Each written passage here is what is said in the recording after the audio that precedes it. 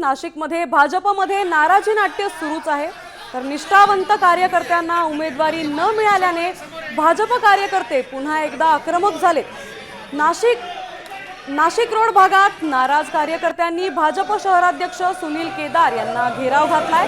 कार्यकर्त्यांचा रोष पाहून सुनील केदार यांनी कार्यक्रमातून काढता पाय घेतला।